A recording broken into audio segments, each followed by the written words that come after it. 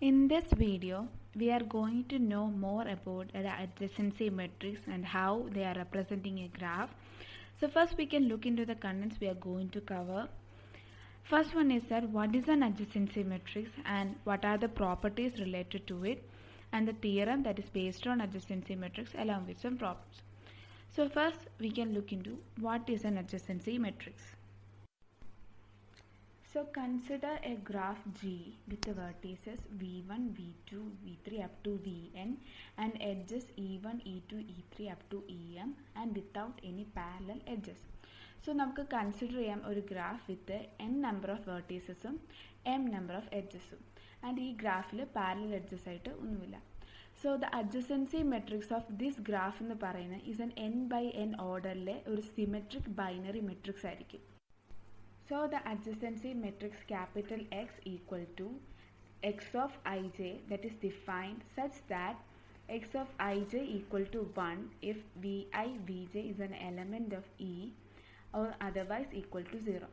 So the adjacency matrix capital X ne namukku elements x of ij to define cheyam such that E x of ij equal to 1 വരുന്നത് if there is an edge between ith and jth vertices, otherwise it is equal to 0 if there are no edge between them.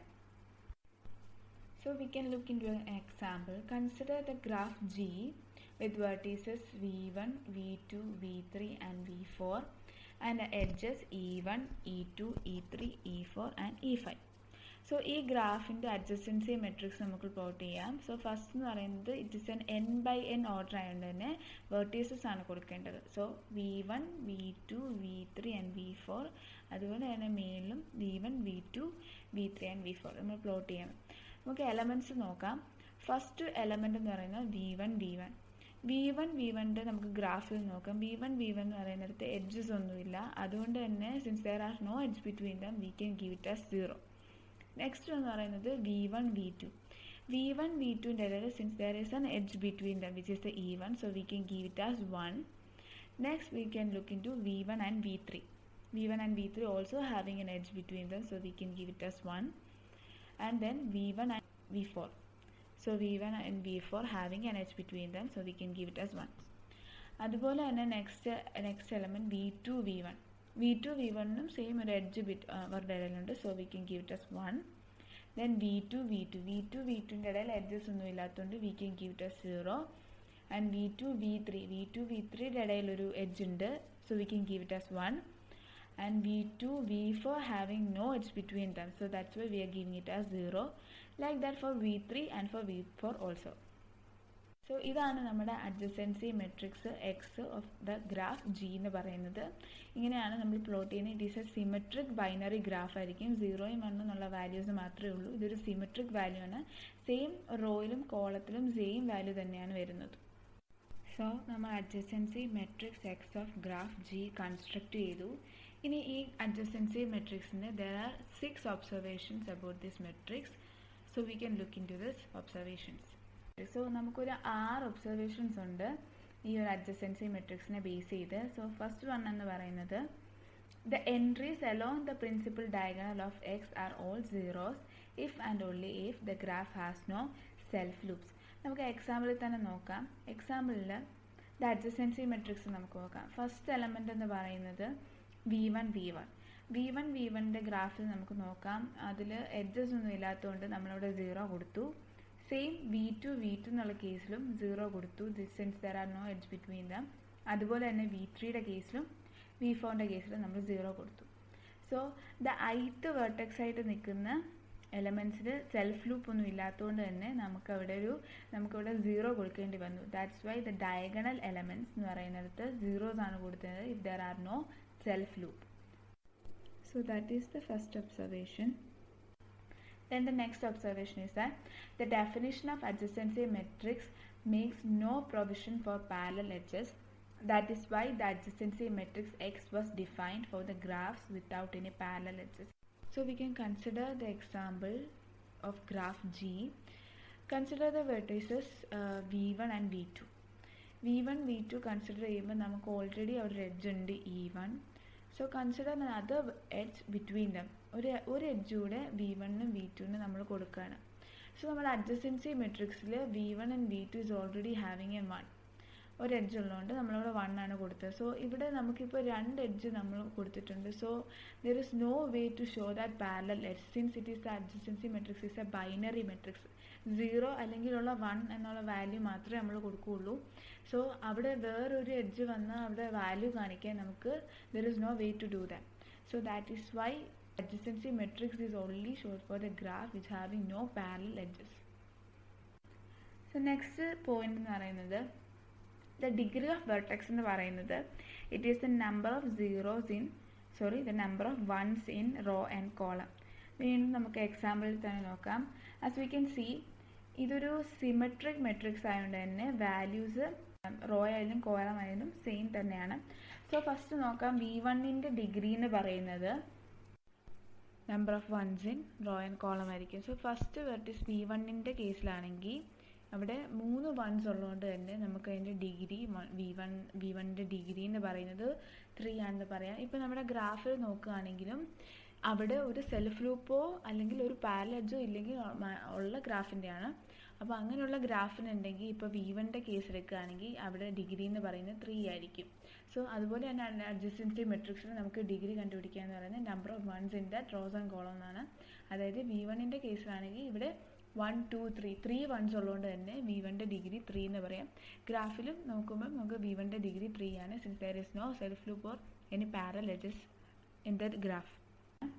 അതുപോലെ തന്നെ V2ൻ്റെ കേസിലാണെങ്കിലും 1 there is 2 ones are there, so we can give this degree 2. next V3യുടെ കേസിലാണെങ്കിലും അവിടെ 3 ones ഉള്ളതുകൊണ്ട് we can give it as 3. അതുപോലെ തന്നെ V4ൽ 2 ഉണ്ട്. so we can give the degree of a vertex as equal to number of ones in row and column. so we can look into the next point, which is that both rows and columns must be arranged in the same order for permutations. Hence, two graphs G1 and G2 are isomorphic if and only if their adjacency matrix x of G1 and x of G2 are related by x of G2 equal to R inverse x of G1 into R, where R is a permutation matrix. So ഈ point നമുക്കൊരു example വെച്ചിട്ട് നമുക്ക് explain ചെയ്യാം. So consider 2 graphs say G1 and G2. So ഈ 2 graphs isomorphic ആണ് പറയണമെങ്കിൽ only if their adjacency matrix which are x of G1 and x of G2 are related as x of G2 equal to R inverse x of G1 into R, where R is our permutation matrix. So നമുക്കൊരു permutation matrix എങ്ങനെ ആയിരിക്കും എന്നുള്ളത് നമുക്ക് നോക്കാം. ഇവിടെ ഒരു permutation matrix എന്ന് പറയുന്നത് square binary matrix of order n such that a line being a row or a column contains one element that is equal to 1. so നമുക്കൊരു എക്സാമ്പിൾ പോലെ നോക്കാം. P equal to matrix of elements 1 0 0 0 0 1 0 1 0. ഇത് നമുക്ക് നോക്കാം. First row തന്നെ എടുക്കുകയാണെങ്കിൽ ഇവിടുത്തെ first element എന്ന് പറയുന്നത് 1ഉം റെസ്റ്റ് ഉള്ള 0സും ആണ്.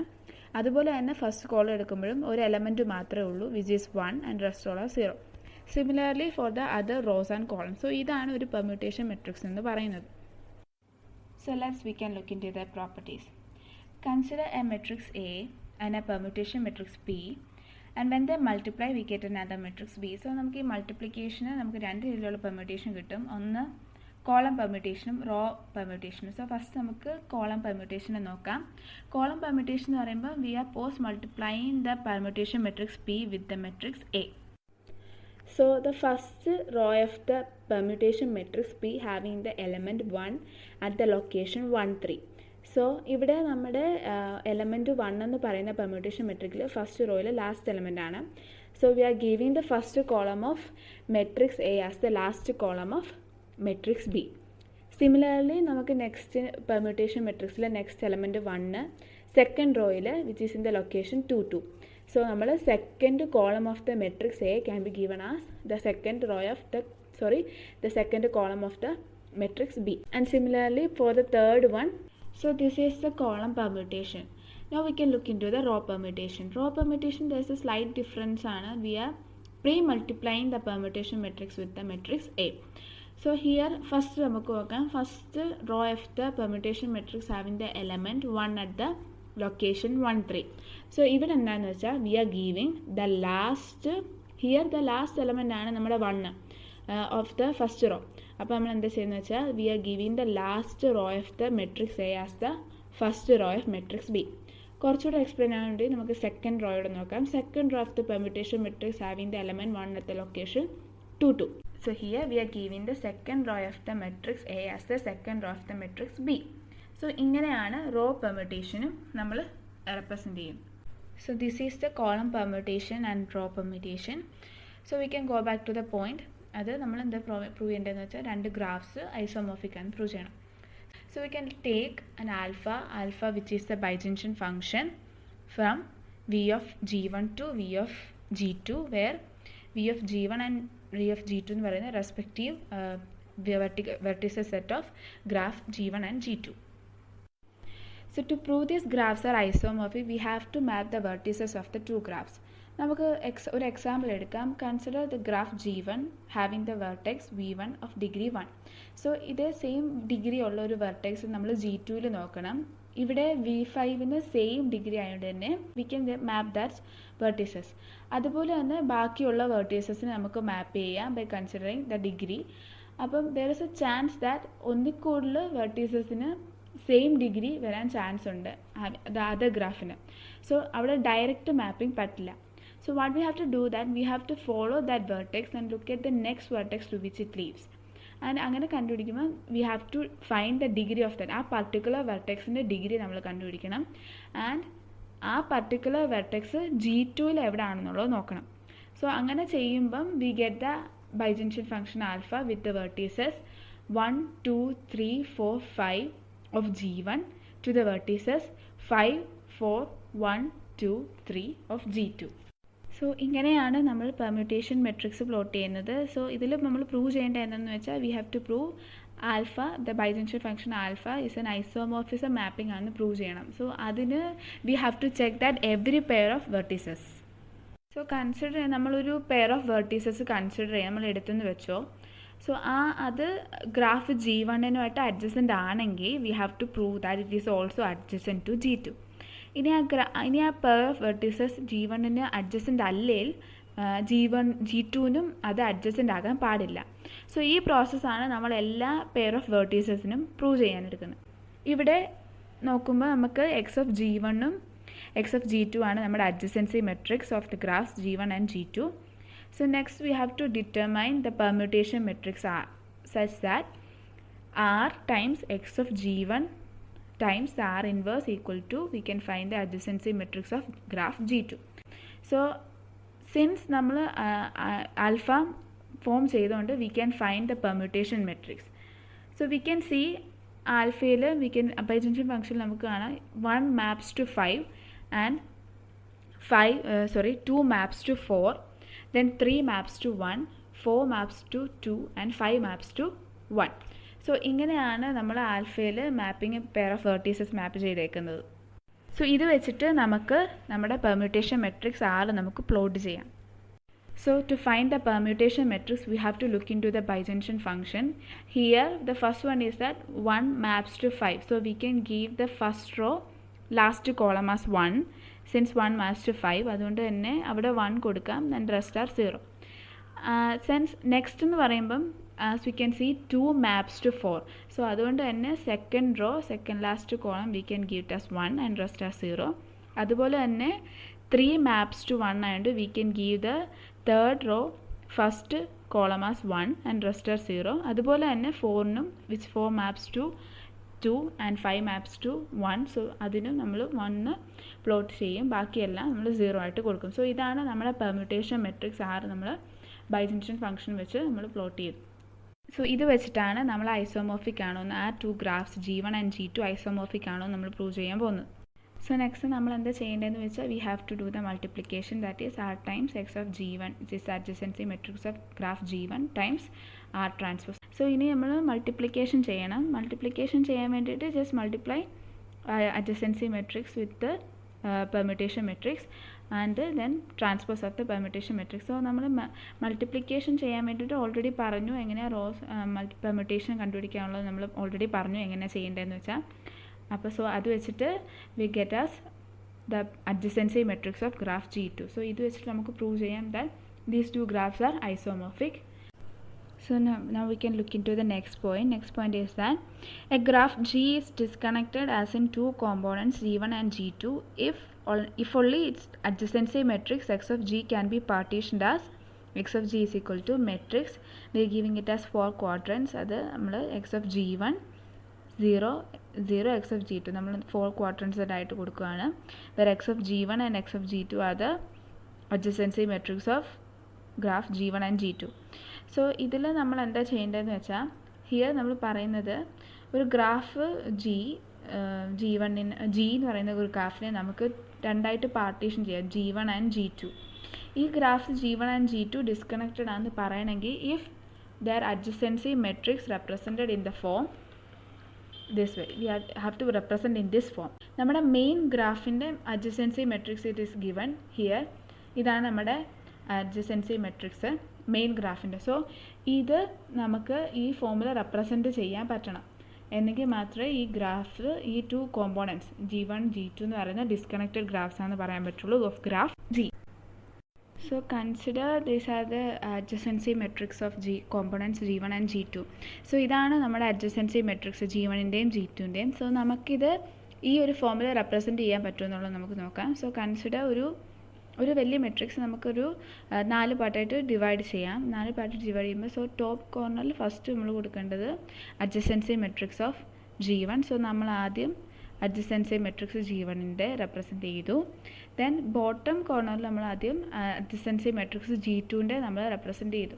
സോ ബാക്കി 2 പോർഷനിൽ നമ്മൾ 0 മെട്രിക്സ് ആണ് ഇൻഡെക്സ് വാല്യൂ കൊടുക്കുന്നത്. സോ ഈ ഫോമിൽ അതായത് X of adjacency matrix G നമ്മൾ ഈ ഫോമിൽ റെപ്രസെൻറ്റ് ചെയ്യാൻ പറ്റുമെങ്കിൽ നമുക്ക് പറയാം G ഒരു ഡിസ്കണക്റ്റഡ് ഗ്രാഫാണ്. അതിൻ്റെ disconnect graphs G1 and G2 ആയിട്ട് നമുക്ക് ഡിസ്കണക്റ്റ് ചെയ്യാം. So the next point is that